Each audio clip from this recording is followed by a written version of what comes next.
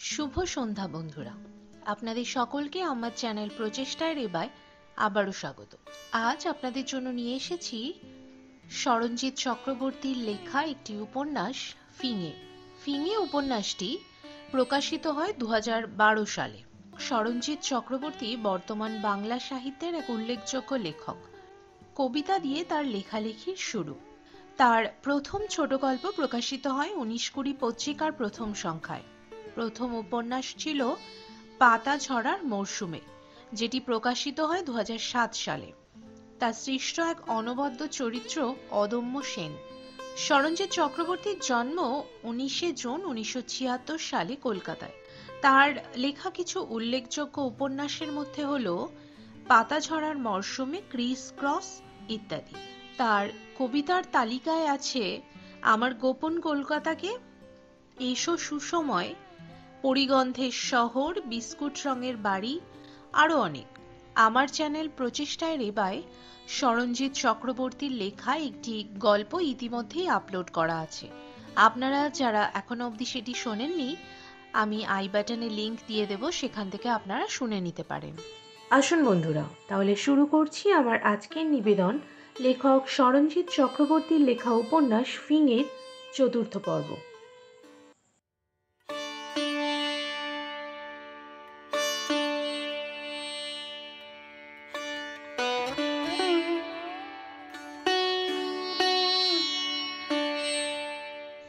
কতদিন পর আমার মায়ের ছবিটা দেখলাম। শান্ত, হাসি মুখে মা দাঁড়িয়ে রয়েছে, পরনে সিলভারের ওপর নীল প্রিন্টের শাড়ি। একটা উঁচু পাহাড়ের ওপরে ম্যালের মতো জায়গায় ছবিটা তোলা। মাথার পিছনে মেঘলা আকাশ আর পাহাড়ের সবুজ গাছের সারি। মা হাসছে। ছবিটা আমার শোয়ার ঘরের দেওয়ালে টাঙানো ছিল। আমি যাওয়ার সময় নিয়ে যাইনি, কারণ ছবিটা খুব বড় করে ল্যামিনেট করানো। কি জানি যেখানে যাব সেখানে জায়গা হবে কিনা। আমার সঙ্গে সবসময় মায়ের একটা ছোট ছবি এমনিই থাকে। তবে সেদিন ওই ছবিটা বেশ কিছুদিন পরে দেখেছিলাম বলেই কিনা জানি না, হঠাৎ কেমন যেন কষ্ট হয়েছিল গলার কাছটায়। আমি জানি না গলার সঙ্গে কষ্টের কি সম্পর্ক আছে, কিন্তু দেখেছি কষ্ট হলেই কেমন যেন গলার কাছে একটা রবারের বল আটকানোর মতো ব্যথা হয়। আসলে সত্যি তো, আমার মা ছাড়া আর কথা বলার তেমন কোনো লোক ছিল না। তাই মায়ের মৃত্যুটা আমার কাছে কেমন যেন অন্ধকার গুহার মতো মনে হয়েছিল। মনে হয়েছিল মা আমায় এমন একটা গুহার মাঝে রেখে হাত ছাড়িয়ে নিয়ে চলে গিয়েছে। সেই অন্ধকার স্যাঁতস্যাঁতে গুহাটা বারবার আমার জীবনে ফিরে এসেছে, আর সেখান থেকে আলোর কাছাকাছি পৌঁছতে আমায় যথেষ্ট লড়াই করতে হয়েছে। ঘরে দাঁড়িয়ে মায়ের সেই ছবি, আমার বিছানা, টেবিল, আলমারি, দেওয়ালে ঝোলানো ব্যাডমিন্টনের র্যাকেট, সব দেখে কেমন যেন একটা নরম বালির মতো দুঃখ ঝরে পড়ছিল মাথায়। কেমন যেন জ্বালা করছিল চোখ। আমার অবাকই লাগছিল।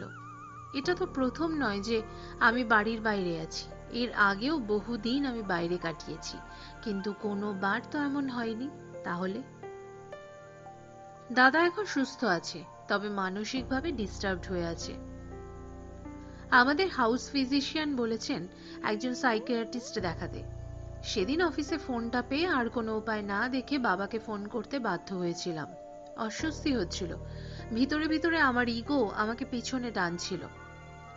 মনে হচ্ছিল, কই, বাবা তো আমায় এই কদিনে একবারও ফোন করেনি। বাড়ি থেকে চলে আসার সময়ও তো একবারও বলেনি যাস না। তাহলে আমি কেন নিজে থেকে ফোন করব? বাবার নিজের ইগো কি সন্তানের ভালোবাসার চেয়েও বেশি? এসব যে আমি খুব প্ল্যান করে চিন্তা করেছিলাম তা নয়, বা আমি 10 মিনিট ধরে কুলের আচার খেতে খেতে চিন্তা করেছিলাম তাও নয়। এই সমস্ত কথা আমার মাথায় এসেছিল কয়েক মুহূর্তের মধ্যে, কিন্তু তারপর ফোনটা করে ফেলেছিলাম আমি। মানুষের চেয়ে আমার কাছে কোনোদিনই ইগোর দাম বেশি নয়।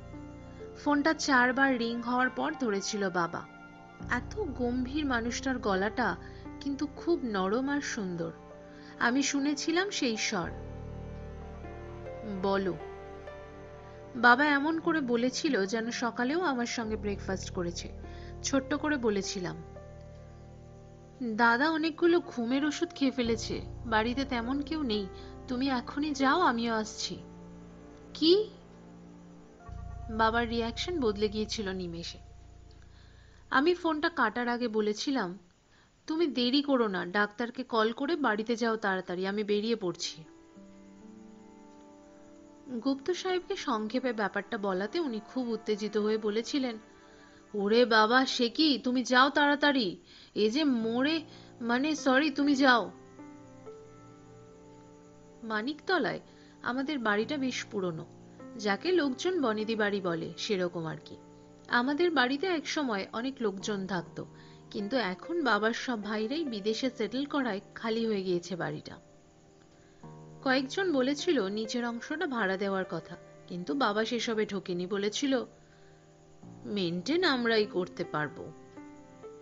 আমি জানি বাবা কি ভেবেছিল আমাদের দুই ভাইয়ের বিয়ে দিয়ে নাতি নাতনি নিয়ে ভরিয়ে তুলবে বাড়িটা। কিন্তু ভগবান বলে একটা অদ্ভুত প্রজাতি আছে, অনেকটা ক্যাটালিস্টের মতো, তবে একটা তফাৎ আছে। মানুষ তাকে পজিটিভ ক্যাটালিস্ট হিসেবে ব্যবহার করতে চায়, আর সে হয়ে যায় নেগেটিভ ক্যাটালিস্ট। মানুষের গুড়ে বালি ঢালতে তার যে কি সুখ কে জানে, কিন্তু দায়িত্ব নিয়ে সে তার কাজ করে যায়। বাবার বেলাতেও তার অন্যথা হয়নি। বাড়িতে কাজের লোকেদের বাবা বোধহয় বলে রেখেছিল আমি আসবো, তাই আমায় দেখে তারা চমকায়নি। আমি কোনো দিকে না তাকিয়ে ওপরে উঠে গিয়েছিলাম।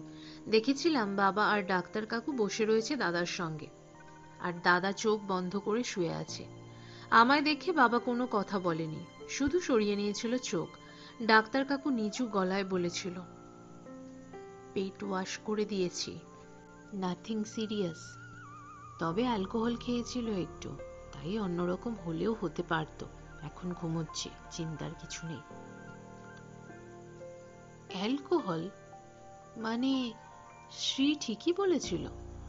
আমার কেমন যেন মনে হয়েছিল নিজেকে, বুঝেছিলাম যে শ্রীর সব কথা আমার মন মানতে চায়নি। এখন ডাক্তারের কথা শুনে বিশ্বাস হলো, মানুষের মন মানুষ নিজেই বুঝতে পারে না। আচ্ছা, মিকিও কি তাই প্রথমে বুঝতে পারেনি?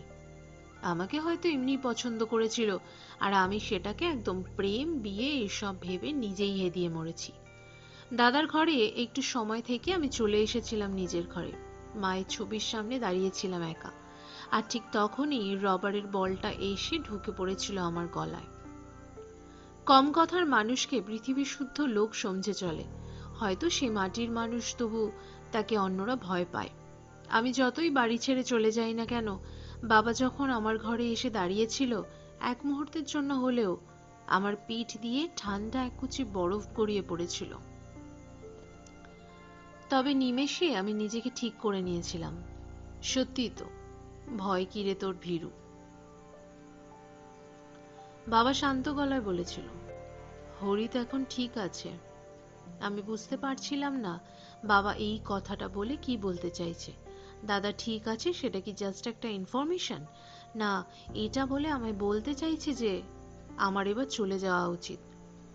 আমি মিকির ঘটনা থেকে একটা শিক্ষা নিয়েছি, আমায় কেউ অপমান করার আগেই আমি এবার সরে যাব, আর কাল বাড়িয়ে দেব না লোককে চর প্র্যাকটিস করার জন্য। ফলে আমি বলেছিলাম, ও তাহলে তো ভালোই, আমি তবে আসি। বাবার ভুরুতে ওই প্রথম আমি ভাঁজ দেখেছিলাম, কিন্তু আমার বাবার ভেতর একটা লন্ড্রি আছে, সেটা মুখের যে কোনো ভাঁজ নিমেষে প্রেস করে দেয়, ফলে এটাও মিলিয়ে গিয়েছিল দ্রুত। বাবা গম্ভীর গলায় বলেছিলেন, সে যাবে, তুমি কি স্ত্রীকে খবর দিয়েছ? না, ভাবলাম সব কেটে গেলে দেব। তুমি কি জানো ওদের ভিতরে কি হয়েছে? বাবার নিরুদ্বেগ গলার পলেস্তরা ড্যাম্প লাগা বাড়ির লোকেদের মতো ফুলে উঠেছিল। আমি বাবার দিকে তাকিয়েছিলাম। মানুষটা কি হঠাৎ করে বুড়ো হয়ে গিয়েছে এই কমাসে? কেমন যেন কালচে লাগলো বাবার মুখটা। মনে হলো এতদিনের শক্ত করে ধরে রাখা লাগামটা যেন খুলে পড়ছে হাত থেকে। শান্ত গলায় বলেছিলাম, ওদের নিজেদের সমস্যা ওরা মিটিয়ে নেবে, তুমি টেনশন করো না। শ্রীকে আমি বলবো, সব ঠিক হয়ে যাবে।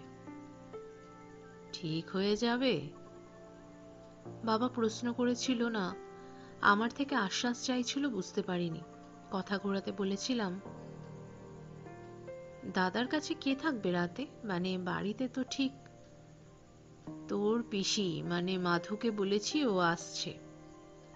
বাবা আর কি বলবে যেন বুঝতে পারছিল না। দাদা কখন উঠবে? আমিও আন্তাবড়ি প্রশ্ন করেছিলাম। জানি না, ডাক্তার তো বলল যতক্ষণ ঘুমোয় ঘুমোক।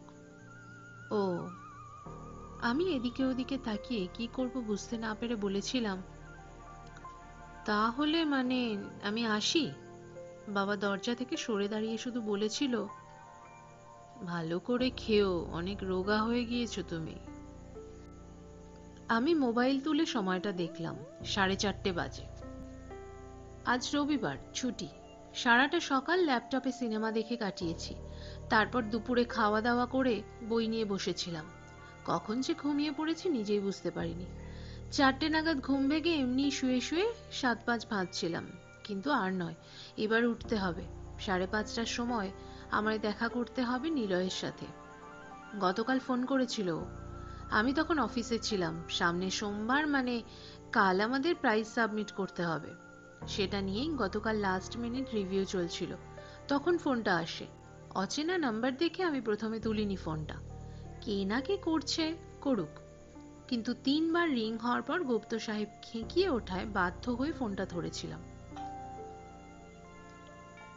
হ্যালো, কে বলছেন?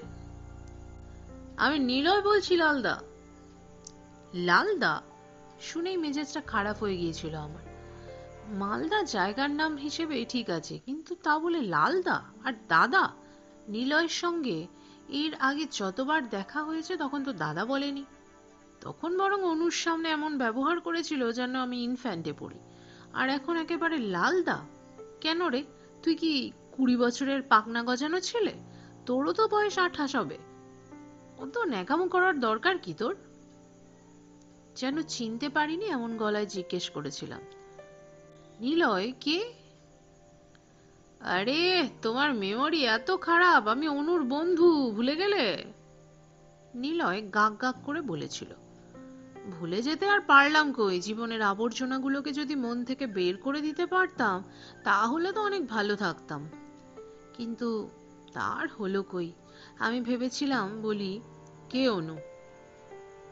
কিন্তু সেটা বাড়াবাড়ি হয়ে যাবে বলে আর করিনি। বরং স্বাভাবিক গলায় বলেছিলাম, আসলে অনেক কাজে থাকি তো তাই। নিলয় মাস্তানি দেখানো গলায় বলেছিল, দ্যাটস নট অ্যান এক্সকিউজ, আমিও ব্যস্ত থাকি, তা বলে কি ভুলে যাই? আমি বলেছিলাম, পরে কল করবে আমায়, খুব ব্যস্ত আছি। নিলয় সেই ওপর চালাকি বজায় রেখে বলেছিল, আমিও খুব ব্যস্ত আছি, পরে আরো ব্যস্ত হয়ে যাব। এখনই শুনে নাও চটপট, কাল তুমি আমার সঙ্গে দেখা করবে? আমি ভেন্যুটা পরে তোমায় টেক্সট করছি। পিত্তি চলে গিয়েছিল একদম। ছেলেটা কথাও বলতে শেখেনি। এমন ভাব করছিল যেন ও নিজের সাবঅর্ডিনেটের সাথে কথা বলছে। আমি দেখা করতে যাব মানে? তুই আসবি দেখা করতে? আমি বলেছিলাম, দেখো, আমায় তো দেখতে হবে আমি আদৌ ফাঁকা আছি কিনা। নিলয় বলেছিল, আরে আমি অনেক কষ্টে সময় বের করেছি, আর তোমার আবার কাজ কি, বসেই তো থাকো। শোনো, নো এক্সকিউজেস, কাল 5:30 শার্প নাও। এখন রাখছি, আমার খুব লেট হয়ে গেল। আমি কিছু বলার আগেই নিলয় ফোনটা কট করে কেটে দিয়েছিল। শালা, মনে হচ্ছিল ফোনের ভেতর দিয়ে গিয়ে মালটাকে দিই কানের গোড়ায়। এসব ধরনের লোকজন কি চিরকালই পৃথিবীতে ছিল, না এখনই বেশি করে ছড়াচ্ছে? ফোনটা রেখে দেখেছিলাম গুপ্ত সাহেব কটমট করে তাকাচ্ছেন আমার দিকে। আমার কপালটাই এমন, শাখের করাতের অবস্থা। নেহাত অনুর কাছে আমি ঋণী, তাই এসব অসভ্যতা সহ্য করছি। না হলে নিলয়কে ঝেড়ে অলিন্দ বানাতে কতক্ষণ। বাথরুমে গিয়ে একবার ফ্রেশ হয়ে নেব, তারপর বেরোবো। আজ সকালে নিলয় মেসেজ করে জানিয়েছে যে এলগিন রোডের একটা কফি শপে যেতে হবে। বাথরুমের দিকে পা বাড়িয়েছে, হঠাৎ ফোনটা পিকপিক করে ডেকে উঠল। আবার কে? আমি ফোনটা তুলে থমকে গেলাম। আরে শ্রী। হ্যালো শ্রী, কেমন আছো? তুমি মানুষ? এতটা স্বার্থপর কেউ হতে পারে? শ্রী চিৎকার করে উঠল। আমি থতমত খেয়ে গেলাম। এটা কি কাফকার গপ্প নাকি যে আমি পোকা হয়ে যাব আর সেই নিয়ে সারা বিশ্ব বুঝে না বুঝে কি লিখেছে বলে হাততালি দেবে? যতদূর জানি আমি একটি পাতি মানুষ, কিন্তু সেই নিয়ে হঠাৎ স্ত্রীর কেন যে সংশয় দেখা দিল সেটা বুঝতে পারলাম না। জিজ্ঞেস করলাম, কেন, কি হয়েছে? তোমার দাদা যে সুইসাইড অ্যাটেম্প্ট করেছে সেটা তো তুমি আমাকে জানাওনি। আমি ভেবেছি তোমায় বাড়ি থেকে ঠিক খবর দেবে। আর দাদা তোমায় কিছু বলেনি? আমি জিজ্ঞেস করলাম। না, ও তার পরের দিন আমায় মেসেজ করেছিল, কিন্তু আমি পাত্তা দিইনি। এর আগেও একবার সফট ড্রিঙ্কস এর বোতল হাতে নিয়ে ফিনাইল খাবো বলে আমার ভয় দেখিয়েছিল, কিন্তু তুমি আমায় জানাওনি কেন? আমার ভুল হয়ে গিয়েছে শ্রী। কথা বাড়ালে কথা বাড়বে ভেবে সহজ সমাধানের দিকে এগেলাম। কিন্তু শ্রীর যে এত সহজ সমাধান সহ্য হবে না তা বুঝবো কি করে। শ্রী বলল, তাহলেই 7 খুন মাফ হয়ে গেল না? আজ বাবা নিজে ফোন করেছিল। কি ভেঙে পড়েছে যে মানুষটা। তোমরা দুই ভাই তো অমানুষ। বাবা ফোন করে আজ আমায় বলল যে হরিত এমন একটা কাণ্ড ঘটিয়েছে। ছি ছি, তোমাদের জন্য কি মানুষটা একটুও শান্তি পাবে না? বাবা কি ভেঙে পড়েছে জানো? আমি অবাক হলাম। বাবা ভেঙে পড়েছে? তোমায় বাবা বলল? সব কি বলতে হয়? মেয়েরা সব বুঝতে পারে। শ্রী এমন করে বলল যে এরপর আর কোনো কথাই চলে না। এটাই আমার আশ্চর্য লাগে, মেয়েরা নাকি সব বুঝে যায়। কি করে যায়? আর যদি বুঝে যায় তাহলে তারা ছেলেদের দুঃখ দেয় কেন? ছেলেরা না হয় বোঝে না, কিন্তু মেয়েরা তো বোঝে। তাহলে জানি জানি, এমন করে ভাবা ঠিক নয়। জেন্ডার বায়াসনেস খুব খারাপ জিনিস। তবু যখন শুনি মেয়েরা সব বুঝতে পারে, তখনই কেন জানি না আমার এসব খারাপ খারাপ কথা মনে আসে।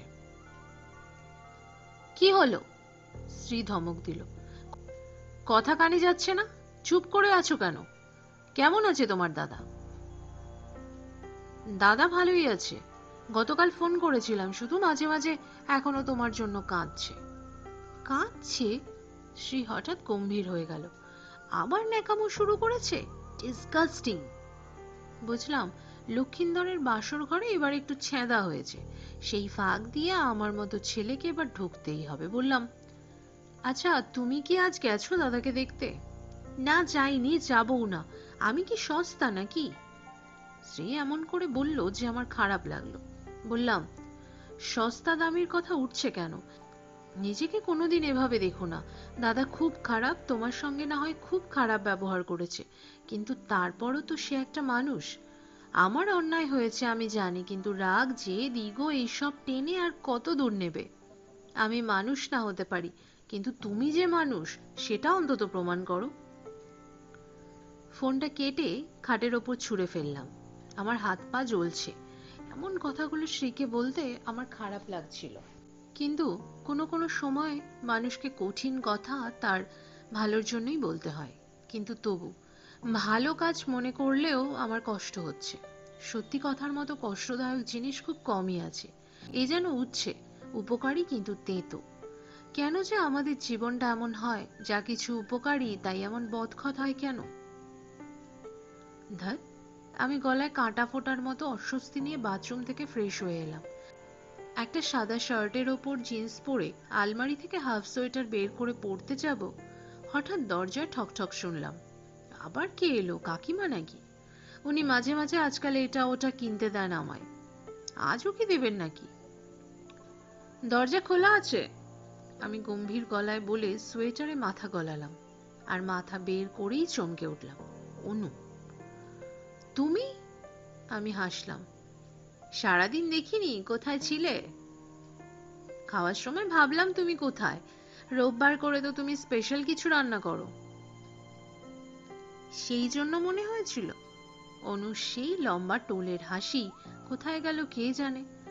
আমার কেমন যেন লাগলো, আজ দিনটা ঠিক আমার নয়। বললাম, আরে তা নয়, মানে মনে হলো তাই বললাম। ও। অনু ঠোঁট কামড়ে কি যেন ভাবলো, তারপর বলল, আমি আজ একটা ছেলের সঙ্গে দেখা করতে গিয়েছিলাম। তাই? আমার গলার কাঁটা নড়ে চড়ে কেমন যেন বুকের দিকে নামতে লাগলো। কেন? আমার বয়স 27। বাবা মা বিয়ে নিয়ে চিন্তিত। ওরা সম্বন্ধ দেখেছে। ওরা পছন্দ করে তেমনই একজন ছেলের সঙ্গে আমাকে কথা বলতে বলেছিল। ওদের সেই ছেলেকে পছন্দ হয়েছে। এবার আমি যা বলবো। তাই আজ সেই ছেলেটার সঙ্গে সকালে গিয়ে একটা ফিল্ম দেখলাম, তারপর লাঞ্চ করলাম। নিউ মার্কেট থেকে ওর কিছু শপিং করার ছিল, সেখানেও সঙ্গ দিলাম। ছেলেটা ডাক্তার, খুব ভালো ছেলে। And the best part is গোফ আছে, ব্যবহারও খুব সুন্দর। হঠাৎ কাঁটাটা তার যাত্রাপথ পাল্টে মাথার ভিতর গোত্তা দিল। আমি চোয়াল চেপে বললাম, তা এইসব গল্প আমায় দিচ্ছ কেন? সারাদিন কি করেছো সেটা তোমার ব্যাপার, আমি শুনে কি করব? আমি এখন নিলয়ের সঙ্গে দেখা করতে যাচ্ছি। না। অনুর গলাটা আরো খাদে নেমে গেল। তার আর দরকার নেই মানে? আমি ভুরু কুঁচকে তাকালাম ওর দিকে। ভাবলাম বিয়ে যখন করতেই হবে তখন আর অপশন বাদ দিই কেন। বাবা মায়ের কথা অনুযায়ী একজনের সঙ্গে দেখা করলাম। নিলয় এতদিন ধরে পিছনে পড়ে আছে, দেখি সত্যি ও আমায় ভালোবাসে কিনা। আসলে আমাদের যে ভালোবাসে সেটাই তো আসল। আমরা কাকে, বাদ দাও, তোমায় যেতে হবে না। কাঁটাটা কোথায় ফুটেছে? মাথার কোথায় কাঁটা ফুটলেই সারা শরীর এমন অসাড় হয়ে যায়। আমি তাকিয়ে রইলাম অনুর দিকে। অনু, কি আশ্চর্য, চোখ সরিয়ে নিল না, তাকিয়ে রইল। শীতের কলকাতা শেষ বিকেল থেকে ধীরে ধীরে বাঁক নিচ্ছে গাঢ় সন্ধ্যের দিকে। দেখতে পেলাম রাস্তায় সার দিয়ে জ্বলে উঠছে আলো। আমাদের কি বলতে চায় এসব আলোরা? অন্ধকার নেমে এলে কে তাদের জ্বালিয়ে রাখে শহর জুড়ে? সেই আলো কি পথ দেখায়, না চোখ ধাঁধিয়ে দেয়? আমি বাদুড়ের মতো আলোয় অন্ধ প্রাণী হয়ে তাকিয়ে রইলাম অনুর দিকে। মনে হলো ও যদি বিয়ে করে চলে যায় তাহলে রবিবারের মেনুতে একটা করে স্পেশাল পদ কে রান্না করে রাখবে। ছোটবেলা থেকেই মাঝে মাঝে আমার মা একটা স্বপ্ন ঘুরিয়ে ফিরিয়ে দেখত। একটা অনেক উঁচু ইলেকট্রিকের গ্রিড হয়ে মাইলের পর মাইল তার চলে যাচ্ছে, আর সে তারের ওপরে বসে লেজ নাড়াচ্ছে একটা ফিঙে। আর কোথাও কিছু নেই, শুধু একটা তার, পেছনে মন খারাপের মতো নীল আকাশ আর একলা নির্জন একটা ফিঙে। সে মাঝে মাঝেই এসে লেজ নাড়াতো মায়ের স্বপ্নের মধ্যে। মা একজনকে জিজ্ঞেস করেছিল সেই স্বপ্নের মানে। সে বলেছিল মায়ের ভেতরে নাকি সব ছেড়ে একা হয়ে কোথাও চলে যাওয়ার প্রবণতা আছে। মা নাকি সব ছেড়ে কোথাও চলে যেতে চায়। মায়ের নাকি অন্য কোথাও একটা পৌঁছানোর আছে, নতুন গন্তব্য খোঁজার স্বপ্ন আছে। তাই স্বপ্নে এমন একটা ফিঙে এসে বসে আর নাজেহাল করে মারে মাকে। দাদা হওয়ার পরেও মা এই স্বপ্নটা দেখত, কিন্তু যেই আমি এলাম সেই ফিঙেটা স্বপ্ন থেকে উড়ে কোথায় যে চলে গেল। আমি এই গল্পটা শুনতে শুনতে মাকে জিজ্ঞেস করতাম, কোথায় গেল মা, সেই ফিঙেটা কোথায় গেল? মা আমায় টেনে নিয়ে আমার গায়ে নাক ডুবিয়ে বলতো, এই তো আমার বুকে আছে, এই তো আমার চোখের মাঝে এসে এসে বসেছে, এই তো আমার ফিঙে। মা আমায় খুব আদর করে মাঝে মাঝে ফিঙে বলে ডাকতো। মা যেদিন মারা গেল নিমতলার শ্মশানে দাঁড়িয়ে আমি অবাক হয়ে দেখেছিলাম ইলেকট্রিকের তারে এসে বসে লেজ নাড়াচ্ছে একটা ফিঙে। যেন এখনই সে উড়ে যাবে, সব ছেড়ে সে চলে যাবে, যেন তাকে পৌঁছতে হবে কোথাও। আর তারপর সত্যি সে চলে গিয়েছিল। মায়ের দেহ চুল্লির আগুনে দিয়ে আমি বাইরে এসে দেখেছিলাম তারটা শূন্য, ফিঙে চলে গিয়েছে। আমার মনে হয়েছিল মাকে কি নিয়ে চলে গেল ফিঙেটা, না মা নিয়ে গেল ওকে। আজ গুপ্ত সাহেব যখন আমার সামনে ওই কাগজের তারাটা বাড়িয়ে দিয়েছিলেন, আমি অবাক হয়ে জানালা দিয়ে দেখেছিলাম একটা ফিঙে এসে বসেছে বাইরের তারে। গুপ্ত সাহেব বলেছিলেন, কি ঠিক করলে লাল, যাবে? আমি অবাক হয়ে গিয়েছিলাম। কোথায় স্যার? সে কি, মোনালিসাকে দেখবে না? গুপ্ত সাহেব কথাটা বলে নিজের চেয়ারে হেলিয়ে বসেছিলেন। মোনা? ও, প্যারিস। আমার বোধোদয় হয়েছিল, কিন্তু পোদ্দার স্যার তো বললেন জুনে যেতে হবে। আরে যেতে হবে জুনে, তার মানে কি এখন আমাদের হাত গুটিয়ে বসে থাকলেই হবে? কন্ট্রাক্ট পেপার সাইন করতে হবে না? আরো কিছু পেপার ওয়ার্ক আছে। সে কি? আমি একটু ঘাবড়ে গিয়ে তাকিয়েছিলাম গুপ্ত সাহেবের দিকে। এটা কি বাচ্চা ছেলের খেলা? এমন একটা অপরচুনিটি আর তুমি সেটা নিয়ে মশকরা করছো? রাম শ্যাম যাকে খুশি বলতে পারতেন পোদ্দার সাহেব, তোমায় বলেছেন সেটা তোমার ভাগ্য, আর তা তুমি অবহেলা করছো। ওখানে গেলে ডলারে মাইনে পাবে, থাকা খাওয়া সব কোম্পানির, আমরা আফ্রিকা আর ইউরোপে জয়েন্ট ভেঞ্চারে নতুন করে ছাপাবো। শোনো, সবাই আমেরিকা আমেরিকা করে, কিন্তু জানবে আসল জিনিস হচ্ছে ইউরোপ। মডার্ন সিভিলাইজেশন কি সেটা ইউরোপ ছাড়া বুঝতে পারবে না।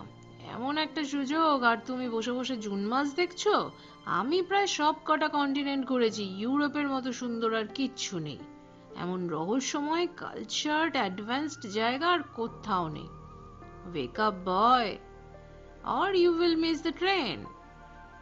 আমি জিজ্ঞেস করেছি, স্যার কতদিন থাকতে হবে? এটা কি তুমি পুরী যাচ্ছ যে 7 দিন ধরে সমুদ্র থেকে ফিরে এসে 27 দিন ধরে সেই গল্প পাড়ার লোকেদের করবে? এটা কাজে যাচ্ছ। বলো কি করবে? চেক শোনা দাবাড়ুর মতো মুখ করে গুপ্ত সাহেবের দিকে তাকিয়েছিলাম। সত্যি এবার কি হবে ঠিক করতে পারছিলাম না। জিজ্ঞেস করেছিলাম, স্যার আর কয়েকটা দিন সময় পাওয়া যাবে না? এত সময় দিয়ে কি করবে বলো তো?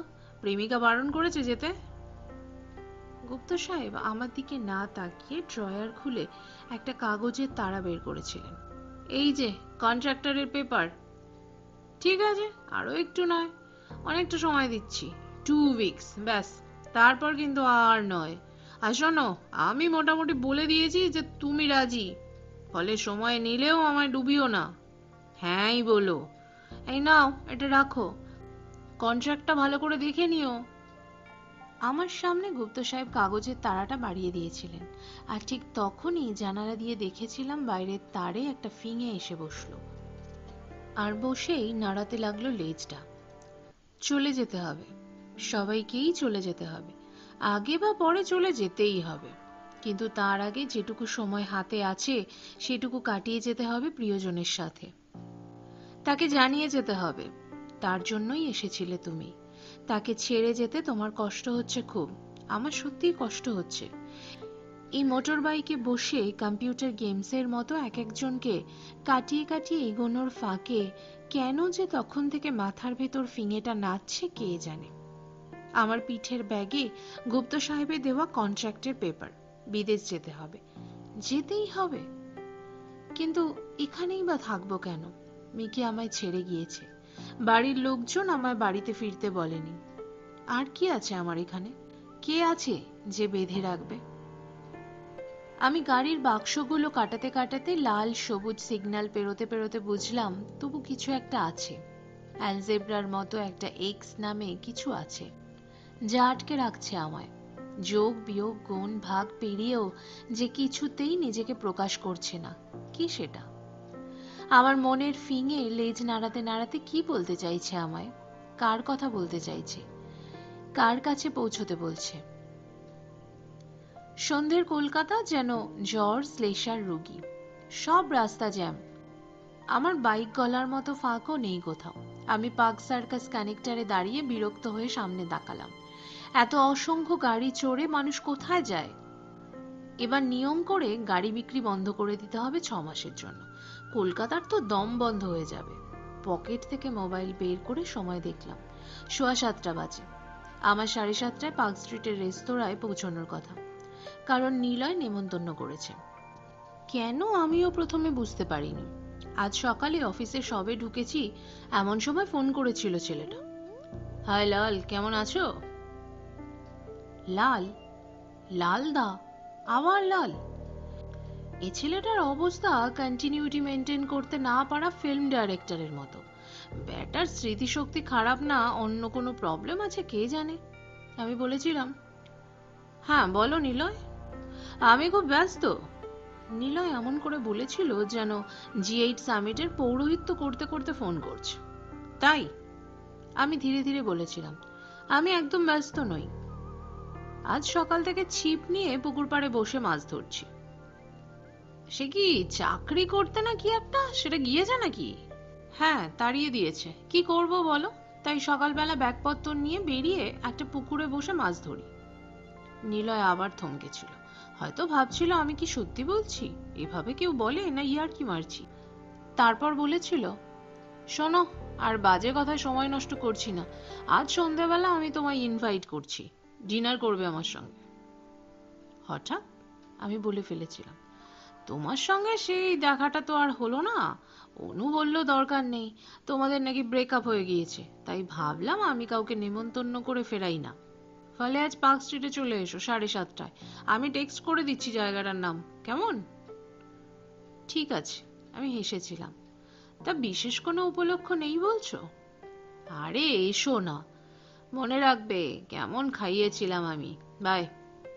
নিলয় ওর G8 সামিটে দেরি হয়ে যাচ্ছে বলেই বোধহয় আমার কথা বলার সুযোগ না দিয়ে ফোনটা কেটে দিয়েছিল। ফোনটা কেটে চুপ করে বসেছিলাম চেয়ারে। ব্রেকআপ হয়ে গিয়েছে? অনু বলেছে ওকে? অনু বলেছে? কি ভেবেছে কি মেয়েটা? আমি কি ওর খেলার পুতুল? নিজে থেকেই বলবে প্রেম আছে, রান্না করে দেবে, হেল্প করবে নিজেই, তারপর হঠাৎ আবার ব্রেকআপও ঘোষণা করে দেবে। এটা কি মামদোবাজি পেয়েছে? আমার মাথার ভিতর রাগের সঙ্গে একটা অস্থিরতা কাজ করছিল। ব্রেকআপ হয়ে গিয়েছে? ভেঙে গিয়েছে সম্পর্ক? আচ্ছা, ফোনটা হাতে নিয়ে অনুর নম্বর বের করেছিলাম। ভেবেছিলাম একটা ফোন করি, বলি যে এসব কেন করছে ও, এমন করে কেন নিলয়কে বলছে। কিন্তু তারপর সামলেছিলাম নিজেকে। না, এমন করা যাবে না, কারণ অনু যদি জিজ্ঞেস করে তাতে আমার কি? তবে কি জবাব দেব আমি? সত্যি তো, আমার কি? এমন ভৌ মাথা নিয়ে যখন বসে আছি ঠিক সেই সময়ই ডাক পড়েছিল গুপ্ত সাহেবের ঘরে। জ্যাম থেকে ছাড়া পেয়ে আমি আবার আমার বাইক ছোটালাম। আর একটু এগোতেই ফোনটা এলো। আমি আমার বাঁ কানে পিক পিক করে মোবাইলের রিং শুনলাম। কি হতে পারে? বাঁ হাত দিয়ে হেডসেটের বাটনটা টিপে ফোনটা রিসিভ করলাম। হ্যালো লাল। দাদার গলাটা কেমন যেন লাগলো। দাদা চিরকালই নরম সরম, কিন্তু এবার যেন বেশি দুর্বল দেখাচ্ছে। আমি বললাম, কিছু বলবি? আমি বাইক চালাচ্ছি। দাদা ঠিক মতো শুনলো বলে মনে হলো না, যেন নিজের মনেই বলল, সব শেষ হয়ে গেল লাল, সব শেষ। একটু ঘাবড়ে গেলাম। শুনেছি যাদের সুইসাইডাল টেন্ডেন্সি থাকে তারা একবার ব্যর্থ হলে বারবার চেষ্টা করে। আবার কিছু করলো নাকি? বললাম, কেন, কি হয়েছে? শুনলাম ও নাকি পরীক্ষা দেবে কি সব চাকরির জন্য, আর ফিরে আসবে না আমার কাছে। আমার জীবনটা শেষ হয়ে গেল রে। মেজাজ খারাপ হয়ে গেল। ইয়ার কি হচ্ছে? নিজে দুর্ব্যবহার করে বাজে কথা বলে গায়ে হাত তুলে এখন সাধু সাজা হচ্ছে? বাড়িতে বসে কপাল চাপড়ানো? কেন, তুই গিয়ে নিয়ে আসতে পারছিস না স্ত্রীকে? তুই গেলে কি স্ত্রী তোকে চ্যাংদোলা করে রাস্তায় ছুঁড়ে ফেলে দেবে? ন্যাকামো দেখলে গা জ্বলে যায়। সামনের একটা মিনি বাসের প্রায় বগলের তলা দিয়ে গলে গিয়ে বললাম, কে বলল তোকে? আমাদের একজন কমন ফ্রেন্ড দেখেছিল ওকে কলেজ স্ট্রিটে, সেই বলেছে। ওকে নাকি শ্রী বলেছিল। আমার জীবনটা শেষ হয়ে গেল। দাদা স্টিম ইঞ্জিনকে লজ্জা দিয়ে ফস করে এমন শ্বাস ফেললো যে মনে হলো দাদা স্টিম ইঞ্জিনকে লজ্জা দিয়ে ফস করে এমন শ্বাস ফেললো যে মনে হলো বুঝি কানে বাষ্প লাগলো। আমি জানি ডিপ্রেশনে থাকা মানুষ আর মাতাল প্রায় একরকম। এরা এক কথা 25 বার বলে আর নিজের মনে দুঃখ নিয়ে জট পাকায়। কেউ এদের সাহায্য করতে পারে না। ডিপ্রেশন চোরা বালির মতো, বেশি হাঁচড় পাঁচড় করলে আরো দ্রুত ডুবে যায় মানুষ। জানি একে কিছু বলা বৃথা, তবে এটুকুও বুঝলাম যে শ্রী এত কিছুর পরও দাদাকে দেখতে অন্তত একবারও যায়নি। আমার মুখটা কেমন যেন তেতো হয়ে গেল। নিজের ইগো কি মানুষের চেয়ে বড়? কার উপর রাগ দেখাচ্ছে? যার উপর রাগ দেখাচ্ছে শ্রী, সে যদি আর রাগ বোঝার মতো মানসিক অবস্থায় না থাকে, তাহলে এই রাগ দেখানোর কি কোনো মানে থাকবে? মানুষ কি তবে নিজেকেই সবচেয়ে বেশি ভালোবাসে? নিজের ইগো বা স্বার্থে ঘা পড়লে অন্য কেউ তার কাছে গৌণ হয়ে যায়? আমি বললাম, দাদা তুই এসব ভাবিস না বেশি। আমি এবার নিজে ওদের বাড়িতে যাব, ডোন্ট ওয়ারি, দেখবি সব ঠিক হয়ে যাবে। দাদা চুপ করে রইল কিছুক্ষণ, তারপর বলল, কি জানি, আমি পাপ করেছি তো, তাই হয়তো আমার এমন শাস্তি হচ্ছে। তুই বাড়ি ফিরে আয় না লাল। বহু বছর পর যেন হঠাৎ আগুনের হলকার শেষে আমার শরীরে বৃষ্টি হলো। দাদা আমায় বাড়ি ফিরতে বলছে এতদিন পরে। মনটা কেমন যেন হয়ে গেল।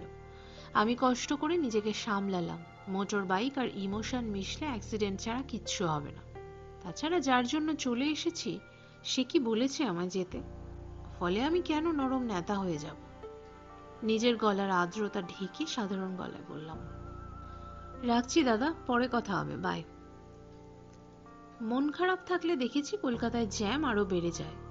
আরো খানিক নাজেহাল হয়ে লাল হলুদ সিগন্যালে ঠক্কর খেয়ে যখন নিলয়ের মেসেজে বলে দেওয়া রেস্তোরাঁয় পৌঁছলাম তখন 8টা বাজে। আমি বাইরে একটা জায়গায় বাইকটা রেখে রেস্তোরাঁয় ঢুকলাম। ভেতরে ঢোকা মাত্র একজন অ্যাটেন্ডেন্ট এগিয়ে এসে নাম জিজ্ঞেস করলো। আমি বললাম। সে আমার পথ দেখিয়ে হাসি মুখে পৌঁছে দিল দূরের কোণার দিকের একটা টেবিলে।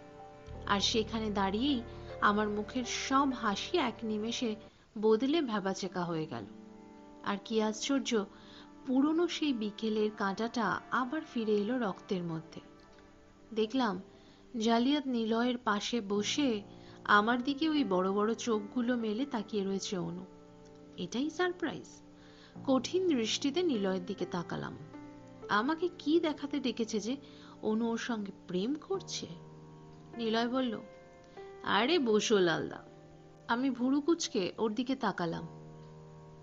আবার দাদা জুড়েছে। ভাবলাম বলি বাঙালি তো, তাই ভাবছি ডাবের জল দিয়ে শুরু করব বা ঘোলের শরবত। তোর মতো তো সাহেবদের পাড়িয়ে আসিনি যে লেকচার দিয়ে স্কচ খাবো। কিন্তু এবারও কিছু বললাম না, বরং দেখলাম আমার চাকরি নেই শুনে অনু কেমন যেন অদ্ভুত মুখে তাকালো আমার দিকে। কি হলো, কি খাবে? নিলয় ব্যস্ততা দেখিয়ে হাত দিয়ে ওয়েটারকে ডাকলো। ফ্রেশ লাইম একটা। অনুর থেকে চোখ সরিয়ে বললাম। অর্ডার দিয়ে হাসলো নিলয়। অনুকে বলল, জানো লালদা এখন সকালবেলা মাছ ধরতে যায়। অনু সন্দেহের দৃষ্টিতে আমার দিকে তাকালো। আমি সামনে রাখা মেনু কার্ড তুলে তাতে মন দিলাম। নিলয় শব্দ করে হাসলো। আমার কাজ করে প্রাণ যাচ্ছে আর একজন মাছ ধরছে জানো।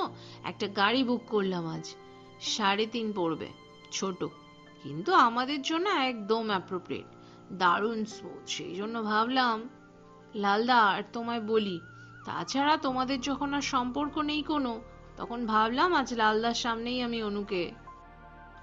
কটা মাছ ধরলে? অনু নিলয়কে কথা শেষ না করতে দিয়ে আমায় প্রশ্ন করল। আমি সময় নিলাম একটু। আজকাল বাড়িতে থাকলেও আমাদের মধ্যে কথা হয় না। অনু আমাদের সঙ্গে বসে খায়ও না, এমনকি রবিবারের স্পেশাল রান্নাও বন্ধ। আমায় এড়িয়ে চলে সব সময়। একটাও না। আমি ঠিক মাছ ধরতে পারি না, অত দক্ষতা আমার নেই।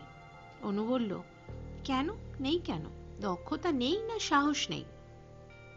আমি মেনু কার্ডটা থেকে চোখ না সরিয়ে বললাম, মাছেরা সব অন্যরকম।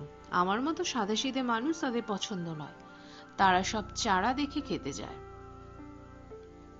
তা নিজের চারাটা বড় করলেই হয়। অনুর গলাটা হঠাৎ তীক্ষ্ণ হয়ে উঠল। না, আমি যা তাই ভালো, মাছ না হয় নাই পেলাম। আমি কার্ডটা ভাঁজ করে জলের গ্লাস থেকে জল খেলাম। অন্ধরা আর ভীতুরা অনেক অজুহাত দেয়। ছিপ কিনতে জানে না, মাছ ধরতে গিয়েছে। অনু রাগ করে উঠে দাঁড়িয়ে নিলয়কে বলল, আমি 2 মিনিট বাইরে থেকে একটা চুইংগাম কিনে আনছি। এর সঙ্গে কথা বলার চেয়ে গাম চিবানো ভালো। আমি কোনো উত্তর দিলাম না। বুঝলাম ঝগড়া যাতে না বাড়ে সেই জন্য 2 মিনিটের ব্রেকআপ নিয়ে নিজেকে শান্ত করতে চলে গেল অনু।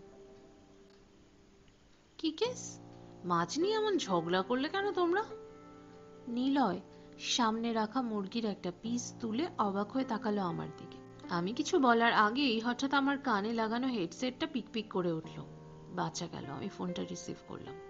হ্যালো লাল, তোর সঙ্গে কি এখনো মিকির সম্পর্ক আছে?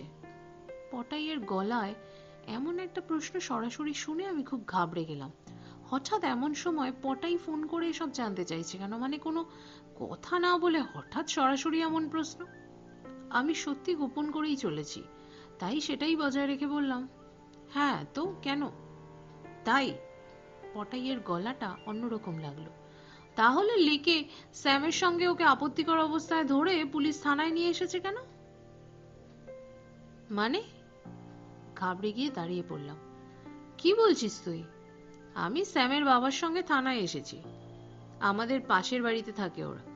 এসে দেখি তোর প্রেমিকা, নাকি এক্স বলবো। তুই এতদিন আমায় ঢপ মেরেছিলি। কি বলবো বুঝতে পারলাম না। পটাই মিকিকে দেখেছে, আর বুঝলাম পটাই রেগেও আছে খুব। পটাই আবার বলল, মিকি তোর সঙ্গে কথা বলতে চাইছে। আরো ঘাবড়ে গেলাম। যে মেয়ে আমায় অমন বলেছিল সে কথা বলতে চাইছে, তাও থানা থেকে। কি বলবো বুঝতে না পেরে পেছন ঘুরে নিলয়ের থেকে একটু দূরে গিয়ে বললাম, মিকি কথা বলবে? মিকি? পটাই কি বলল আমার আর মন দিয়ে শোনা হলো না। দেখলাম আমার একদম সামনেই দাঁড়িয়ে আছে অনু, চোয়াল শক্ত, চোখটা জ্বলছে, মিকির নামটা স্পষ্ট শুনেছে। আমার হাত পায়ে জোর কমে এলো হঠাৎ। রেস্তোরাঁটা যেন একটু টাল খেয়ে গেল। মনে হলো সত্যি এখন যদি সব ছেড়ে মাছ ধরতে যেতে পারতাম তাহলে কি ভালোই না হতো। বেহালা অঞ্চলটা দেখলেই কেমন যেন টাক পড়া মানুষের কথা মনে আসে আমার। মানে পুরো টাক নয়, অল্প অল্প টাক পড়ছে যাদের। সব কেমন যেন পাতলা হয়ে আসা গাছপালা, রংচটা বাড়িঘর, ধুলো ওরা পথঘাট আর জ্যাম। আর এইসব মিলিয়ে টাক পড়ছে এমন একটা মানুষের ছবি ফুটে ওঠে আমার সামনে। কেন ওঠে জানি না, কিন্তু ওঠে। তারাতলা মোড়ের আগে থেকেই বাদিকে টার্ন নিয়ে জেমস লং সরণি ধরে নিয়েছে। আগেই রাস্তাটা বেশ ফাঁকা থাকতো, কিন্তু এখন এটাও কেমন যেন চেপে গিয়েছে, ছোট হয়ে গিয়েছে। শীতের শেষ এখন, হাওয়ায় ধোয়ার চেয়ে ধুলো বেশি। ক্র্যাশ হেলমেটের সামনেটা উঠিয়ে বাইক চালাচ্ছি, দাঁতে মুখে বালি কিচকিচ করছে। এখন দুপুর। বেহালা চৌরাস্তার কাছে একটা ল্যাবে যেতে হবে, একটা টেস্ট রিপোর্ট নিয়ে কথা বলতে হবে। একটা বড় টার্ন কি প্রজেক্ট পেয়েছি আমরা, সিভিল, মেকানিক্যাল আর ইলেকট্রিক্যাল নিয়ে ash handling system, thermal power প্রজেক্টের কাজ। কয়েক কোটি টাকার প্রজেক্ট। গুপ্ত সাহেব প্যারিস গিয়েছেন, আর যাওয়ার আগে আমায় এই প্রজেক্টটার ব্যাপারে কলকাতা থেকে যা টেকনিক্যাল কাজ তার চার্জে রেখে গিয়েছেন। এমনিতেই ফলতার কাজটা নিয়ে আমি ব্যস্ত আছি, তার উপর এই কাজ, চাপে চ্যাপটা হয়ে যাওয়ার জোগাড় হয়েছে। কিন্তু গুপ্ত সাহেব সেসব শোনেননি, বরং যাওয়ার আগে নিজেই আমায় নিয়ে গিয়েছিলেন পোদ্দার সাহেবের অফিসে। বলেছিলেন, চলো, পোদ্দার সাহেব তোমায় ডেকেছেন। আমি একটু অস্বস্তিতে ছিলাম। পোদ্দার সাহেবের সামনে গেলে কেমন যেন লাগে আমার। না, এই এত বড় একটা কোম্পানির মালিক বলে নয়, আসলে ওর চোখের দিকে তাকালে কেমন যেন লাগে। মনে হয় যেন মনের ভিতরটা একদম দেখে ফেলেছেন। পোদ্দার সাহেবের কাছে গিয়ে গুপ্ত সাহেব বরাবর সেই তেজি ভাবটা লুকিয়ে ফেলেন। এবারও তার ব্যতিক্রম হয়নি। একটা অদ্ভুত অমায়িক গলায় বলেছিলেন, স্যার, এই যে লাল এসেছে। আও মেরে লাল। পোদ্দার সাহেব প্রায় সব সময়ই একটু হালকা চালে কথা বলেন। প্রায় 70 বছর বয়স, আমার বাবার চেয়েও বড়। হেসে ওর দেখিয়ে দেওয়া চেয়ারে বসেছিলাম। তুমি দুটো প্রজেক্টের টেকনিক্যাল দিকের চার্জ বুঝে নিয়েছো তো? পোদ্দার সাহেব কফিতে চুমুক দিয়ে বলেছিলেন। হ্যাঁ স্যার, ছোট করে বলেছিলাম। তো প্যারিস যাওয়ার ব্যাপারটা কি ঠিক করলে? স্যার, আমি তো একটু সময় নিয়েছি। ওর চোখ থেকে চোখ সরিয়ে বলেছিলাম। টাইম হি তো নেই হ্যাঁ জি। পোদ্দার সাহেব আমার দিকে তাকিয়ে চোয়াল শক্ত করেছিলেন। তোমারা প্রবলেম ক্যা হ্যায়? স্যার, মনে মনে একটা মিথ্যে সাজিয়ে নিয়েছিলাম। বাবা ঠিক রাজি হচ্ছেন না, একটু সময় নিচ্ছেন, তবে মত দিয়ে দেবেন মনে হয়। বাবা? পোদ্দার সাহেব আবার লম্বা সেই দৃষ্টিটা বাড়িয়ে আমার চোখ দিয়ে মনের ভেতর ঢুকে পড়েছিলেন। বাবা? শিওর? থতমত খেয়ে বলেছিলাম, মানে স্যার, বাবা স্যার। बेटा, इश्क तो ठीक है, लेकिन करियर में वो रुकावट ना बन जाए। ठीक है, ठीक से देखो।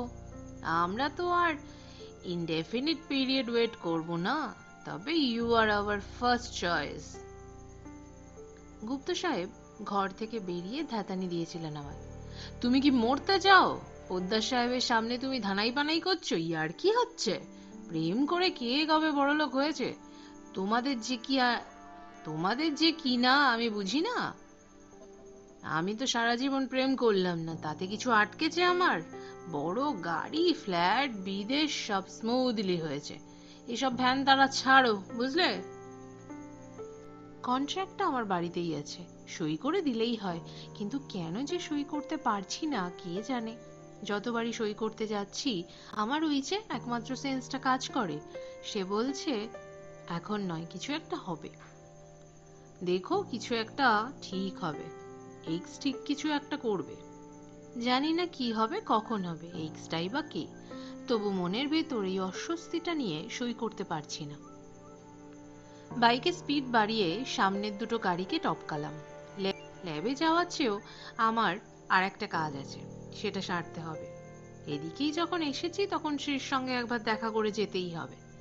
দাদার ব্যাপারটা এমন একটা জায়গায় আছে যে কেউ একজন উদ্যোগ না নিলে কিচ্ছু হবে না, আর সেই কেউটা আমি। কারণ আর কে করবে, আর কেউ যে নেই দাদার। 14 নম্বরের জ্যাম পেরিয়ে গাড়ি ছোটালাম। বেহালা চৌরাস্তার কাছেই শ্রীদের বাড়ি। শ্রীর ব্যবহারে আমার অবাক লাগছে। মেয়েটাকে বললাম দাদার অমন হয়েছে, তবু একবারও দেখতে গেল না। আরে বাবা, রাগ হয়েছে বুঝলাম, কিন্তু তা বলে এত রাগ? মানুষের এমন অবস্থায় রাগ করে কেউ? ভেবেছিলাম যে একবার ফোন করি, তারপর আর ফোন করিনি। হঠাৎ গিয়ে দেখবো কি বলে শ্রী। দাদা তো খারাপ কাজ করেছেই, কিন্তু শ্রী নিজে কি করলো? ওদের বাড়িতে পৌঁছতে আরো কিছুক্ষণ লাগলো। বাড়িটা একটা গলির ভিতরে, সামনে বড় পুকুর আছে একটা। বাড়িটা বেশ বড়, পাঁচিল দিয়ে ঘেরা। বোগেনভেলিয়ার ঝোপ দিয়ে গেটটা প্রায় ঢাকা। গেট খুলে বাড়ির ভেতরে এসে বাইকটাকে স্ট্যান্ড করলাম। বাগানে অনেক ফুল ফুটে আছে।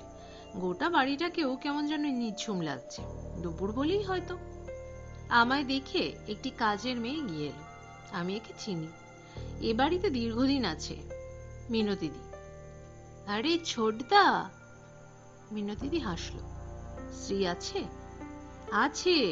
তুমি জানো না কিছু? মিনতিদির মুখের হাসি মিলিয়ে গেল হঠাৎ। কি জানবো? আমি ঘাবড়ে গেলাম। মিনতিদি চুপ করে রইল, তারপর বলল, তুমি ওপরে যাও, বৌদি শ্রী সবাই আছে। আমি মিনতিদির মুখ দেখে বুঝলাম যে এর চেয়ে বেশি কিছু জানা যাবে না। ফলে আর সময় নষ্ট না করে জুতোটা খুলে লাফিয়ে লাফিয়ে ওপরে উঠে গেলাম। লম্বা দালানের মেঝেটা ঠান্ডা হয়ে আছে। লাল মেঝের চারিপাশে কালো মোটা করে বর্ডার দেওয়া। এই প্যাসেজের একদম শেষ প্রান্তের ঘরটা শ্রীর। আগে অনেকবার এসেছি। শ্রীর ঘরের সামনে গিয়ে একটু থমকে দাঁড়ালাম। পেটের ভেতরে কেমন যেন একটা অদ্ভুত ভারশূন্য ফিলিং হচ্ছে। কি দেখবো পর্দা সরিয়ে? লম্বা শ্বাস নিলাম একটা, তারপর ডাকলাম, শ্রী আছো? শ্রী আছো? উত্তরটা এলো একটু পরে, শ্রীর মায়ের গলা। কে? আমি লালমোহন। ও। গলাটা এগিয়ে এসে পর্দা সরালো। কাকিমাকে দেখতে পেলাম। কাকিমা বলল, আরে তুমি? এসো এসো, ভেতরে এসো লাল। কাকিমাকে দেখতে এমনিতে খুব সুন্দর, কিন্তু সেই সৌন্দর্যের ওপর কেমন যেন একটা ছায়া পড়ে আছে। ফর্সা মানুষটার মুখে কেমন যেন পাউরুটির রঙের আস্তরণ, যেন অনেক কষ্ট করে কথা বলছে। ঘরের ভেতরে ঢুকে বললাম, তোমার কি হয়েছে গো, এমন শুকনো দেখাচ্ছে? আমার? কাকিমা ম্লানভাবে হাসলো। নিজেই দেখো বলে বিছানার দিকে ইঙ্গিত করলো। দুপা এগিয়ে গিয়ে দেখলাম বিছানায় চাদরে গা ঢাকা দিয়ে শুয়ে আছে শ্রী। সারা মুখে বসন্তের শুকিয়ে যাওয়া গুটি উঠে যাওয়ার দাগ। সারা মুখে বসন্তের শুকিয়ে যাওয়া গুটি উঠে যাওয়ার দাগ। এ কি হয়েছে? আতকে উঠলাম। কবে থেকে হলো আমি তো জানি না। তোমরা কেউ আমায় খবর দাওনি কেন? শ্রী শুয়ে শুয়ে হাসলো। কি হতো খবর দিয়ে? তাতে কি আমার রোগ সেরে যেত? না তা কেন, কিন্তু তাও খবর তো একটা দিতে হয়। পাশের চেয়ার টেনে বসলাম। তুমি ভেবেছিলে আমি কেন তোমার দাদাকে দেখতে যাইনি, তাই না? শ্রী একটা বালিশ খাটের হেডবোর্ডের হেলিয়ে দিয়ে তাতে পিঠ দিয়ে বসলো। না মানে, আমি হঠাৎ মিথ্যে বলতে পারলাম না, কারণ শ্রী তো সত্যিটাই বলছে। আজ তো আমি এসেছিলাম মূলত শ্রীকে ছাড় দিতে, কিন্তু বুঝতে পারিনি যে ওর এমন অবস্থা। আমার খারাপ লাগলো খুব। এমন ভাবে কত যে ভুল বোঝাবুঝি ছড়িয়ে থাকে আমাদের জীবনে। কত কিছু যে নষ্ট হয়ে যায়। সত্যি, আজ যদি না আসতাম তাহলে তো শ্রীর সম্বন্ধে একটা ভুল ধারণা থেকে যেত। আমি জিজ্ঞেস করলাম, দাদা জানে? এবার কাকিমা বলল, আমি তো খবর দিতেই চেয়েছিলাম, কিন্তু ও না করলো। হরিতের নাকি শরীর খারাপ, এইসব শুনলে আবার আপসেট হয়ে পড়বে। আমার হয়েছে জ্বালা, এই মেয়ে সারাদিন মুখ ভার করে থাকবে, একা একা কাঁদবে, আর হরিত ওদিকে শরীর খারাপ করে পড়ে আছে। বাড়িতে শ্রীর বাবার তো কোনো হেলদোল নেই, আর শ্রীর জেঠুমণি তো সারাদিন হরিতকে ডিভোর্স দেওয়ার জন্য চাপ দিয়ে যাচ্ছে। আমার সব ছেড়ে ছুড়ে দিয়ে কঙ্খলে আনন্দময়ী মায়ের আশ্রমে চলে যেতে ইচ্ছে করে। কতদিন বলেছি, যা হরিতের সঙ্গে যা হয়েছে মিটিয়ে নে। আমাদের মধ্যে কি কোনোদিনও অশান্তি হয়নি, তা বলে এভাবে চলে আসতে হবে? ঘটি বাটি কাছাকাছি থাকলে তো শব্দ হবেই। স্বামীর কিছু দোষ দেখলে কি তাকে ছেড়ে আসতে হয়? এই কি কলেজ জীবন যে বন্ধুকে পছন্দ হলো না বলে তার সঙ্গে বন্ধুত্ব ছেদ করে দিলাম? এরা সব বড়ই হয়েছে, পড়াশোনা শিখে হাতে দাড়ি পাল্লা নিয়ে নিজেদের সম্মান মাপতে শিখেছে। এক চুল এদিক ওদিক হলো কি সব ছেড়ে দেবে। এরা ভালোবাসতে শিখলো না। আমি মাথা নামিয়ে নিলাম। কাকিমার মুখ লাল হয়ে উঠেছে উত্তেজনায়। বুঝলাম ভিতরে ভিতরে কষ্ট পেয়েছে খুব, তাই এমন বলছে। আর কে জানে, কিছুটা হয়তো সত্যি বলছে। আমরা হয়তো প্রেমকে আর ততটা গুরুত্ব দিই না, হয়তো নিজেকে আমরা সবচেয়ে আগে রাখি। কি জানি কি সব হচ্ছে আশেপাশে। কাকিমা বলল, যাক, অনেক কথা বললাম, তুমি কিছু মনে করো না। আসলে এদের জন্য চিন্তা হয়, আমাদের তো কেটে গেল যা হোক করে। এদের সামনে সারা জীবন পড়ে আছে, এত সহজে যদি এরা ভেঙে পড়ে তাহলে কি হবে? তুমি বসো, আমি চা করে আনছি। আমি বাধা দিলাম, আমি তো চা খাই না কাকিমা, তুমি ব্যস্ত হয়েও না। আমি জাস্ট শ্রীর খবর নিতে এসেছিলাম। তাছাড়া ডিউটিতে আছি, একটা ল্যাবে যেতে হবে, না হলে আবার জব শিডিউল গন্ডগোল হয়ে যাবে, বস রেগে যাবে খুব। এইটুকু সময়ের জন্য এলে? তা তোমার দাদা কেমন আছে? শ্রীর গলাটা কেমন যেন দুর্বল শোনালো। আর বাবা? দাদা আছে একরকম, বাবা গত পরশু অস্ট্রেলিয়া গিয়েছে, ক্যানবেরা। শ্রী হাসলো একটু। তুমি এবার বাড়ি ফিরে যাও লাল, আর কি হবে? দেখো, বাবা ঠিক মেনে নেবে মিকিকে। তুমি যে ওকে ভালোবাসো সেটা বাবা বুঝেছে। আমায় তো বলেছিল যে আর তোমার উপর চাপ দেবে না। তোমার ইচ্ছেটা বাবা বুঝতে পেরেছে। তুমি একবার বাবার সামনে যাও, শুধু শুধু রাগ করে থেকো না। বাবা এমন বলেছে? সত্যি বলেছে? কিন্তু কখন বলল? আর বাবা মেনে নেবে মিকিকে? তা নিক, কিন্তু আমি যে আর মানতে পারবো না। আমি যে বুঝেছি মিকি পুরো ধুয়ে মুছে সাফ হয়ে গিয়েছে মন থেকে, আর তার জায়গায় একটা সমস্যা আর মন খারাপ এসে গুছিয়ে বসেছে। সেদিন পটাইয়ের ফোনটা পেয়ে আমার তো কোনো কিছু মনে হয়নি, বরং কেন যেন খুব বিরক্ত লেগেছিল। লিকে ধরা পড়েছে মিকি, স্যাম মানে ওই সুমিত না কার সঙ্গে? ছি ছি, মানুষ আর চার পেয়ে জন্তুতে যখন পার্থক্য থাকে না আর, তখন আমার সবচেয়ে বাজে লাগে। সেদিন ওই খবরটা আমায় বুঝিয়েছিল যে আমি আসলে মিকি সম্বন্ধে কতটা বিরক্ত। ওইটুকু সময়ের মধ্যেই মিকির সঙ্গে পুরো এপিসোডটা খুব ছেলে মানুষই আর ভুলে ভরা মনে হয়েছে। কেন যে অমন করেছিলাম। আমার বয়স যেন 30 নয়, যেন 13। ইনফ্যাচুয়েশনের এটা কি কোনো বয়স? পটাই বলেছিল যে স্যামের বাবা পটাইয়ের কাছে এসেছিল, কারণ পটাইয়ের ওপর মহলে জানাশোনা বিস্তর, তাই যদি সাহায্য করতে পারে। কারণ এইসব কেসে পুলিশ ইচ্ছে করলে জল অনেক দূর গড়িয়ে নিয়ে যেতে পারে। পটাই সাহায্য করেও ছিল, ওদের ছাড়াতে সাহায্য করেছিল। আর আমায় ফোনে চাপা গলায় বলেছিল, বাদ দে, এখন তোকে মিকির সঙ্গে কথা বলতে হবে না, তুই আমার বন্ধু নোস। আর তোর সঙ্গে মিকির ব্রেকআপ হয়ে গিয়েছে সেটাও বলিসনি, আর আমি দিনের পর দিন নিজের সব গোপন কথা তোকে বলে গিয়েছি। বন্ধুত্ব মানে কিন্তু শেয়ারিং ও লাল। আর এরপরও তুই জেদ করে বাড়ির বাইরে আছিস? তুই মানুষ নোস। মানুষের মতো দেখতে হলেই কিন্তু মানুষ হয় না, মানুষ হয়ে উঠতে হয়। নিজের ইগোটাই তোর কাছে বড় হলো? সেলফিশ। ফোনটার কথা আমার কানে ঠিকমতো ঢুকছিল না, কারণ আমার দিকে ঠায় তাকিয়েছিল অনু।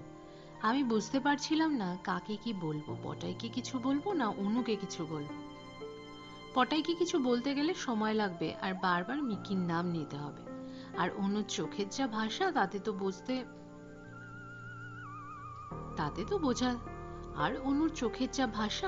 তাতে তো বোঝাতে গেলেই উল্টে চাপ হয়ে যাবে। ফোনটা রাখতেই নিলয় জিজ্ঞেস করেছিল, কি ব্যাপার, কোনো সিরিয়াস ফোন কি? কোনো বিপদ হয়েছে? আমায় বলতে পারো। আমার এক কাকা মন্ত্রীর পিএ, সব এক নিমেষে সলভ করে দেবে। অনু আমার চোখ থেকে চোখ না সরিয়ে নিলয়ের উদ্দেশ্যে বলেছিল, লালমোহনের গার্লফ্রেন্ড সংক্রান্ত ফোন। ওর লাভারের বোধহয় কিছু হয়েছে, দেখছো না কেমন মুখের কালার চেঞ্জ হয়ে গিয়েছে। বাই দ্য ওয়ে, তোমরা দুজন এনজয় করো, আমায় যেতে হবে, একটা আর্জেন্ট কাজ পড়ে গিয়েছে। মানে? নিলয় তিরিং করে লাফিয়ে উঠেছিল। চলে যাবে মানে? ডিনারের কি হবে? তোমরা খাও, সরি আই কান্ট ওয়েট। অনু আর কোনো কথা বলতে দেয়নি, ব্যাগটা তুলে হনহন করে হাঁটা লাগিয়েছিল দরজার দিকে। নিলয় হাদার মতো বসে পড়েছিল আবার। ওর মুখ দেখে মনে হয়েছিল খুব কঠিন কোনো আর্ট ফিল্মের শোয়ে ঢুকে পড়েছে। এক বর্ণও বুঝতে পারছে না, কিন্তু এমন ভাব করতে হচ্ছে যেন সবই তো বোঝা হয়ে গিয়েছে।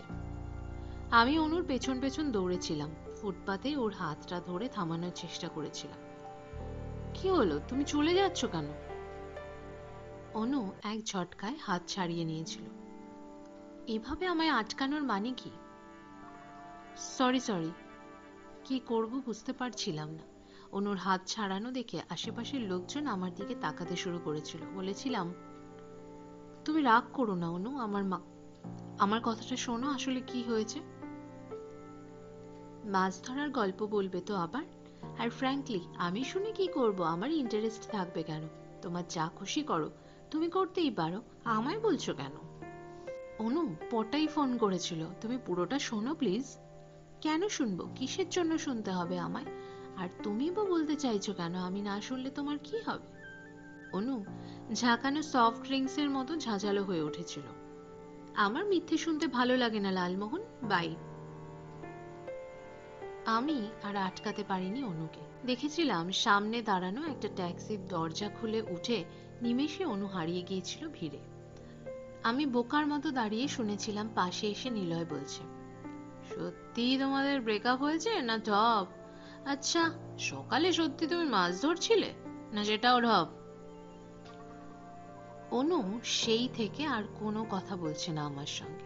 এক বাড়িতেই থাকি, কিন্তু তবু দেখাই হচ্ছে না আজকাল। কি যে করবো বুঝতে পারছি না। কেন যে অনু এমন করছে, আর আমি বা কেন এমন করছি।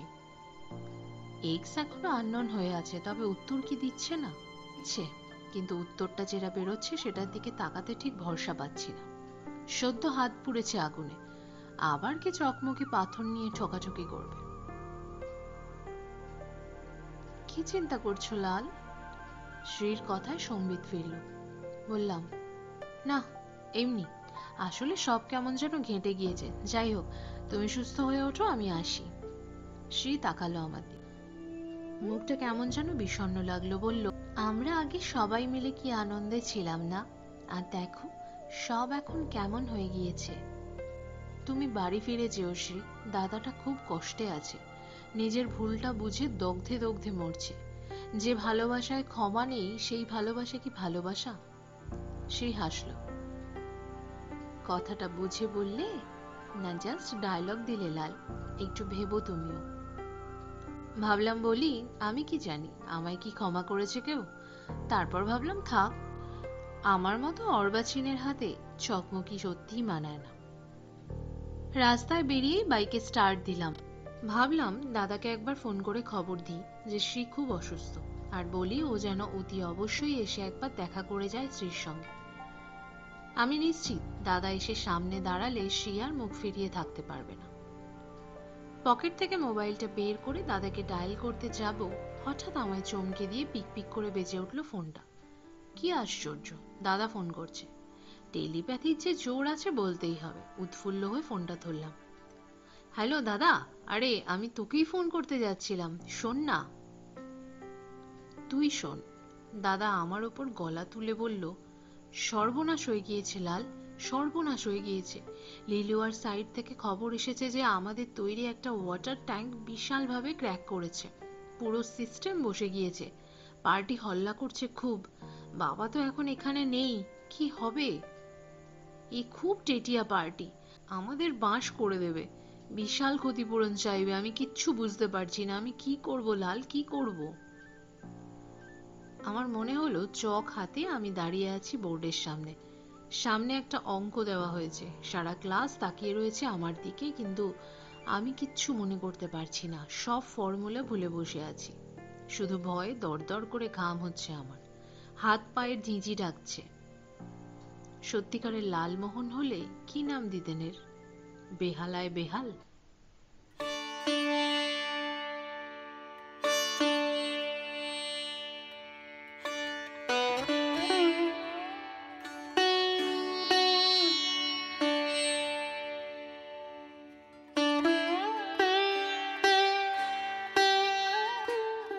ব্যাস বন্ধুরা, শেষ হলো আমার আজকের উপন্যাস, লেখক সরঞ্জিত চক্রবর্তীর লেখা উপন্যাস ফিং-এর ৪র্থ পর্ব। বন্ধুরা, আমার উপস্থাপনা যদি আপনাদের ভালো লেগে থাকে তাহলে অবশ্যই একটা লাইক, কমেন্ট, শেয়ার এবং সাবস্ক্রাইব করে আমার পাশে থাকবেন। আর আমার পাশে থাকার জন্য আপনাদের সকলকে অনেক ধন্যবাদ। সবাই ভালো থাকবেন, সুস্থ থাকবেন। দেখা হবে গল্পের পরবর্তী অংশে অন্য আরেকদিন।